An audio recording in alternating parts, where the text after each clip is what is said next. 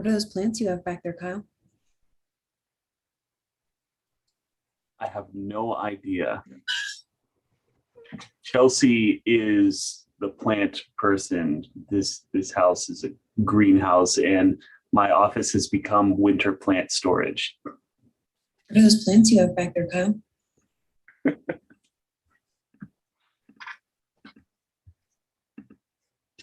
I think that one is clematis. I don't know. I'm saying words that I've heard Chelsea say.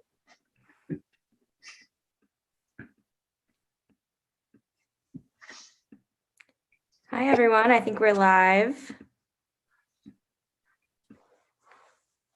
Go ahead and get started. Thanks for joining all of us today for Open Source Live, a quarterly conversation about open source and libraries. My name is Cal Marquez. I work at ByWater Solutions, and I'm joined today by some of the wonderful members on our ByWater team to share some updates from around the open source community.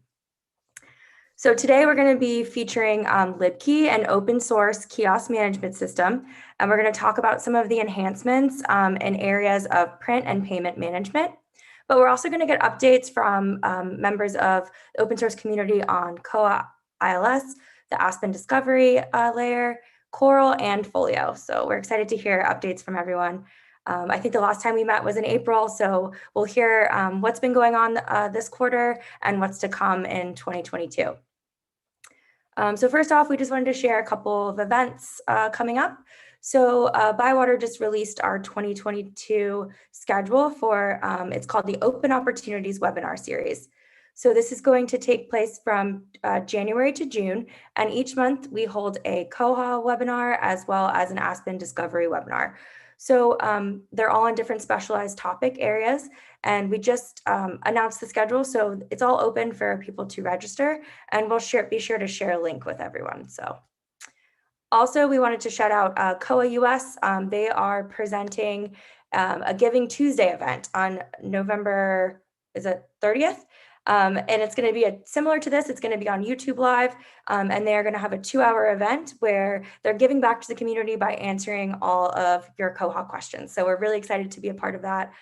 We'll be there, and we look forward to the questions and answers that take place. Jesse, do you have any other announcements or things you want to talk about before we get started? Nope. Well, the links are shared in YouTube Live, so if you want to sign up for any of those webinars or join Koha US for Giving Tuesday, jump in. All right, well then we're going to get started with Kyle and get into learning about Libke today. Okay.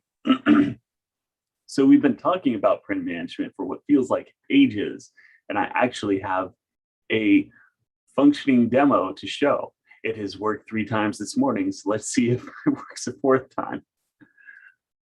Let's go ahead, and I'm going to share my screen. So you should see a Windows logo. This is a Windows virtual machine, and I basically have installed everything on a single virtual machine to make this much easier. In like actual practice, you would have the client installed on your public computers. You would have the print manager installed on another computer, you do web administration from your staff computers. But I'm going to do it all from this just to make dealing with it a little bit easier. I just wanted to show you, so the way print management works in Libke is we have virtual printers that create the print job files, which then get sent to the server. And on the server side, it basically says, can this person print it? Do they have the funds to print? You can, we'll be showing you that. And assuming everything is a green light, there is another program called the Print Manager, which downloads the print jobs from the server and then sends them to an actual printer. So I'm going to be doing a large loop of uploading and then downloading those print jobs on this one machine. So I have 4 printers installed here. These 2 are the virtual printers. Those are the Libke virtual printers. And then I actually have my physical printers installed as well. Like on a client, you would only see the virtual printers, and on the one with the print manager, you would only see the real printers. So I'm going to go ahead and I'll launch the print manager first. I really should change the icons to be a little bit different, but you can see that's the print manager running. So now I'm going to launch the Libke client, and I will go ahead and log in. And I do accept the terms of service. So now I'm logged in to the client. I'm going to open the web administration to show you that. All right, so pretty much all is normal. We have a new tab called Print Jobs. So you can see my previous successes and the first one where I realized I had a configuration problem. So I'm going to go ahead and find myself in the users, and I'm going to give myself no money. All right, so my funds are 0. Now I'm going to print something.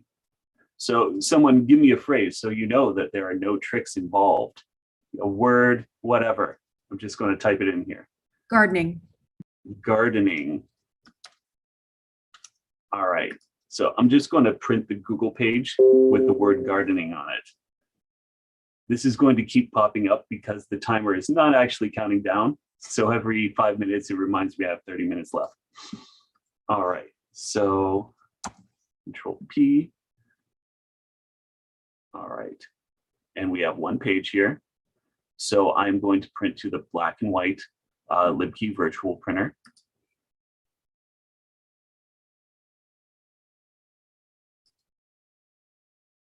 And now let's go ahead and check to see if that has, oh, I keep forgetting about that.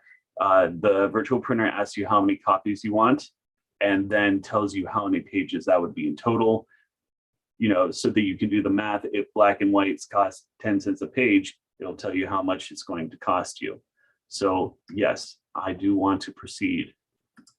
All right, so it's right there. And you see, it is complaining that I have insufficient funds. So I'm going to go in like a real world scenario. You might go to the desk and give payment. We also have a client that integrates with Jamex machines so that you can log into this client and then put coins or bills into a Jamex machine to automatically do it with completely self-service. All right, so I will go ahead and give myself $1. That should be enough. And you see, it already dropped down to 80 cents. So if we go back to prints, we see that one is queued. So that means, oh, what is, I don't know why there's 3 icons there right now. But you may be able to hear my printer whirring.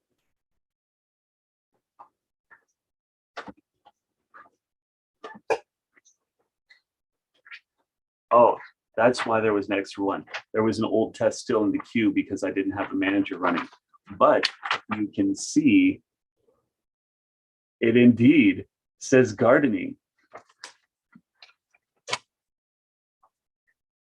All right, so that's pretty much what I wanted to show. It's fully functional, and I'm very excited by this. This is super exciting. We've been waiting so long for print management, Kyle. This is awesome. Great work, great work, great work, great work. I love the suspenseful reveal. That was amazing. Good job. Welcome. All right. Well, thank you so much for sharing. And if you want to learn anything more about Libke, you can go to libke.org or go to bywatersolutions.com, projects, and select Libke. Kyle has some demos on there of some of the other functionality available with Libke as well. So thanks, Kyle. Thank you. All right. So we're going to get some updates from Koha now, from the lovely Donna. Why, thank you. So as all of our partners know, we are in the midst of upgrading everyone to 2105. So always a fun time for that. hang in there. We're working with everyone and getting everything going the way that it needs to be. So always, let us know if there's something odd, and don't ever assume it's you. That's kind of like our mantra for everything is don't assume it's you. Go ahead and let us know when you find things that are a little bit unusual. But on to more exciting things. So the Koha community is going to be doing an Advent event again this year. I'm going to say that a few times in a row. So if y'all remember, last year was the first time they did that. And the idea was each day during the Advent season, there would be a blog post about something that was building on each thing. Since like they started with plugins and how to write them and how to develop them and things like that. So that was really well received. So they're going to be doing it again this year. If you're interested, take a look at the Koha site. They do have a list up there that they're looking for people that want to contribute topics about that, but just kind of a neat way to kind of give back to the community during the Advent season and talk about all those different options that are available. The next exciting thing is KohaCon. So again, our annual conference worldwide. Last year was New Zealand, and unfortunately, most of us had to attend it virtually. This year, it is being held in Pakistan. So a lot of us have to attend virtually again, but be aware that it is going to be in December. If you check out the website kohacon2021.org, so KOHCON2021.org, that's where you'll be able to find all of the schedules, the presenters, being able to register online and all of that sort of thing. So definitely take a look at that. I think it's going to give a really unique perspective this year. We don't often get to interact with some of the Koha communities in that part of the world. So I'm really excited to see all of the exciting things that they're doing. So that'll be a fun time. And then while we just got through our upgrades, very excited to let y'all know that on November 26th, Koha version 2111 is being released. So we're going to start all over again.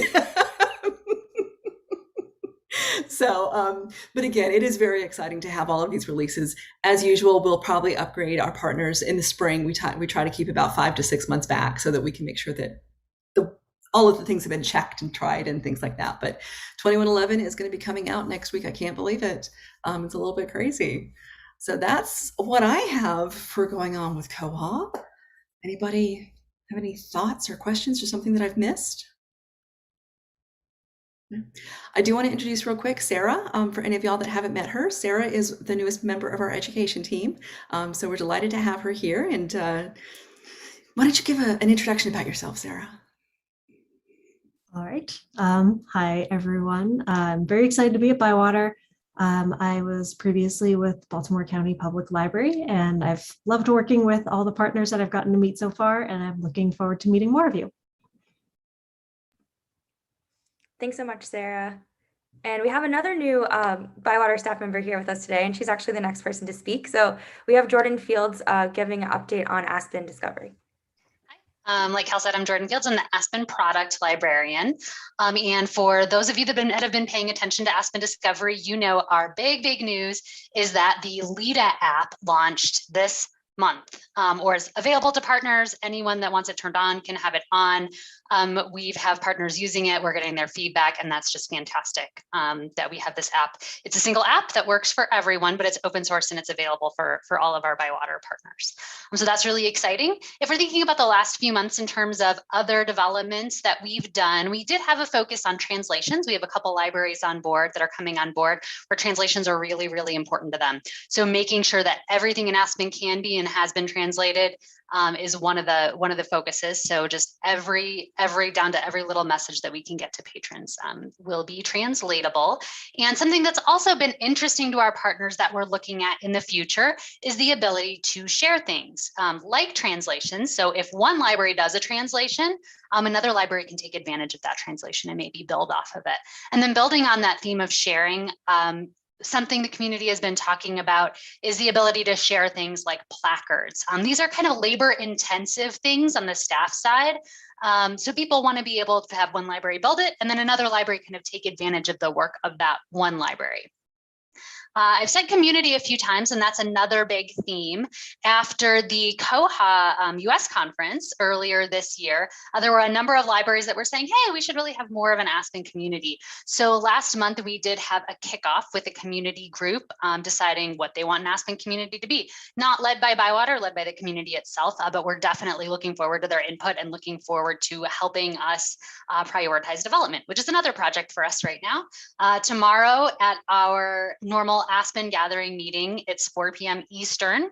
We'll be talking about what we want next year to look like, what our priorities are, both for Aspen Discovery and the app. And then I thought one thing I know we're doing in the next few months that would be of particular interest to this community is integrating Aspen with Evergreen. So another open source ILS, and it's great to have open source building off of open source.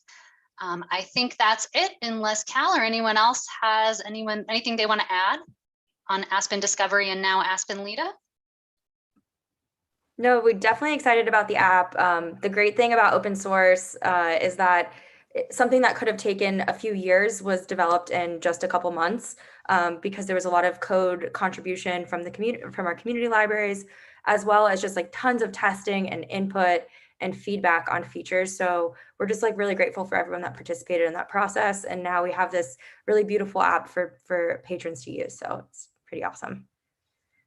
Thanks, Jordan, for updating. And now to Jesse with Coral.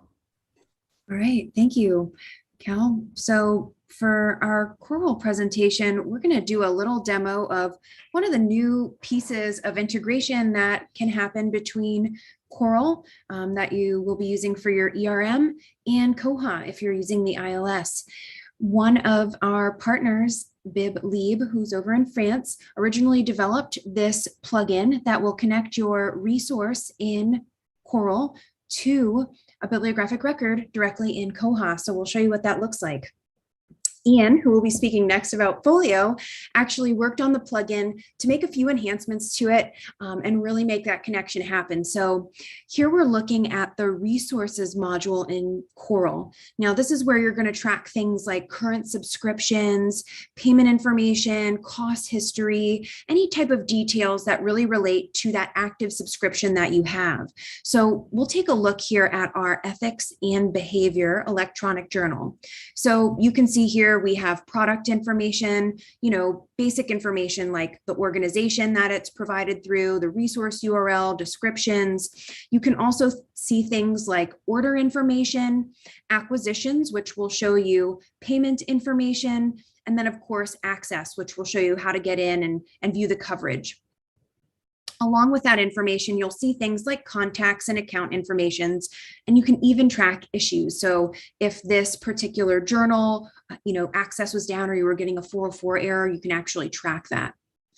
But now let's take a look at where you're going to see this connection with Koha. So I'm going to jump over here to the Koha staff client, and we're going to do a search for ethics and behavior. And that'll pull up, of course, our bibliographic record. So in this case, we have a print journal that we still have active in the collection. And then we also have an electronic journal that we subscribe to that's in our resource module in Coral. Now, the connection that will take place is connected via your ISSN, or of course, if this was an ebook and a print book, the ISBN. So the plugin is identifying that resource and matching them up. So you'll notice here down below where we typically see our holdings table or descriptions and acquisitions details, we have a new tab and that says Coral. So now it's identifying that we have an electronic resource in Coral, and this will show us some of the details, the status, if it's active. I can see the resource type and format, and then of course those identifiers. Now, the really great thing about this connectivity is that I can jump right in to the electronic journal from this connection. So if I click on that, that's going to prompt me to log in to my subscription. And of course, if I had some SSO set up, I could log directly in.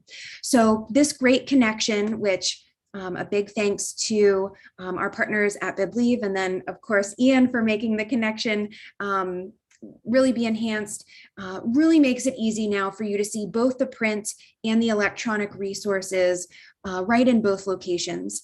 And it's really exciting. Over the next few months, we'll be working on some of those enhancements so you can have more connectivity between Koha and Coral. Thanks, Jesse. All right, Ian, you ready to talk about FOLIO? Sure thing. All right. So yeah, it's been a few months since we last talked about FOLIO. At that time, we were saying how the Iris release was currently in the bug fest process. It was about to come out. Well, it did. And so did Juniper, the release after that. So we've had two major releases of FOLIO since last we spoke. And currently, Kiwi, the forthcoming release, is in its bug fest process. That is where all the different modules of FOLIO are brought together and rigorously tested to make sure everything fits and behaves as it's expected to behave before the release is, well, released. That's scheduled for later this month. It's along about American Thanksgiving is when this comes out. So much like some of our other products we talked about today, we've got a new release for FOLIO coming out soon too. Also, since last we checked in, dozen or so more libraries have gone live on FOLIO across the world. We're up in the 20s, maybe even 30 live libraries, depending on how well reporting is going in different continents. So this FOLIO is continuing to grow and get started.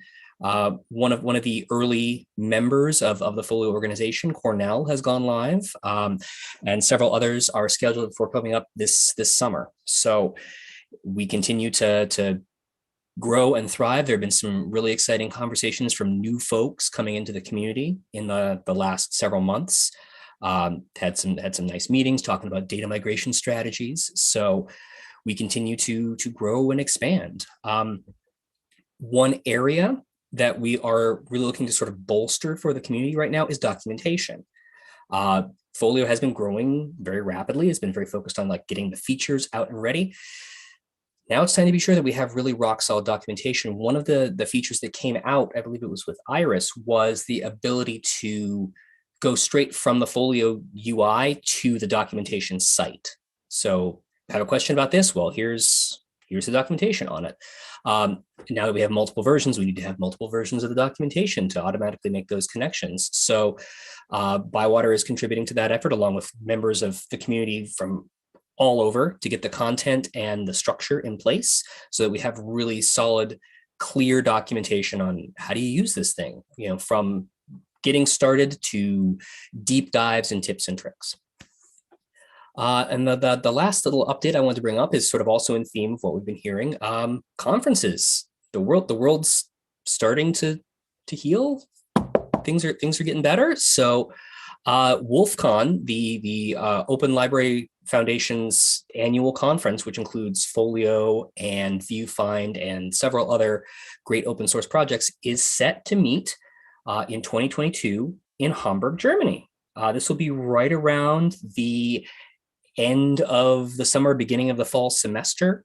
So that there could be some details to work out around that, but it's really exciting. We're thinking that a lot of folks are going to be able to actually have the chance to attend in person since things are starting to get back to normal. So with any luck, that nothing will disrupt that, and we will all get to see each other again in a few months. It's been a long time since the last WolfCon was held in person. It was a great time. We had a lot of great connections that we were able to make. And I'm really looking forward to a chance to do that and get to meet some of our German partners. There's a lot of German libraries involved in Koha, so there should be a really strong local presence as well as the international. I think that's the news that's fit to print for today.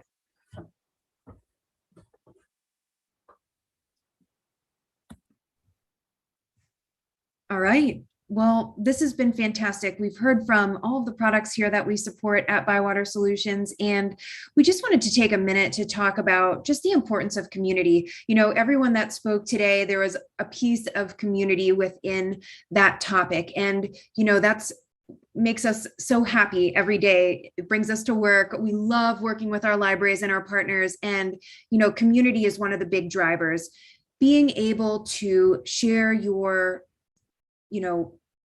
comments about how the system is working, or just sharing a little workflow that helped your library change something, or a task, or something that came out in the latest upgrade that really made you smile, that's community. And sharing that information with everyone is so important. So if you're looking at getting involved, everyone on this call here today would be happy to help talk about ways that you can give feedback about workflows or enhancements that you want to see, or a bug or a quirk in the system, or anything that just wanting to talk, about the product itself.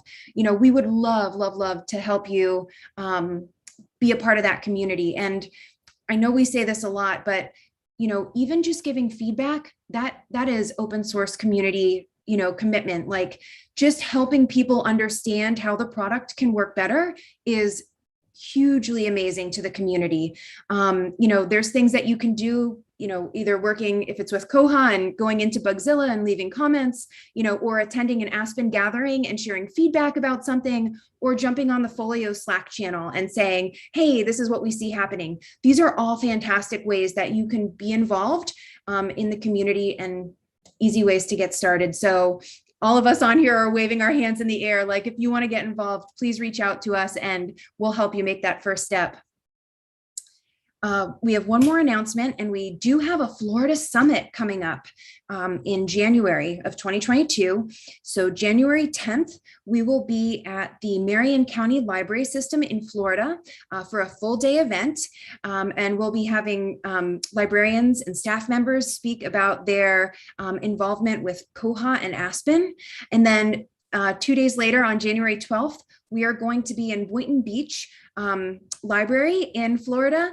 And again, we'll be talking about Koha and Aspen, and we have a whole fun lineup of librarians and staff who are going to talk about the transition that they made and their migration, or things that they're using in the library that Koha and Aspen have helped them get there. So attendance and registration is free. There'll be some breakfast and lunch, and it'll be a great time for networking and just getting together with people that we probably haven't seen in more than 2 years. So we're really excited to kick things off and see things, with other people. Thanks so much, Jessie. And thanks everyone who participated today.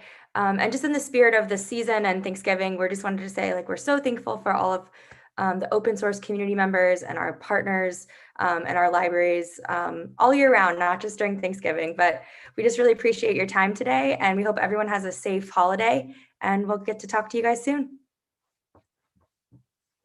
Bye.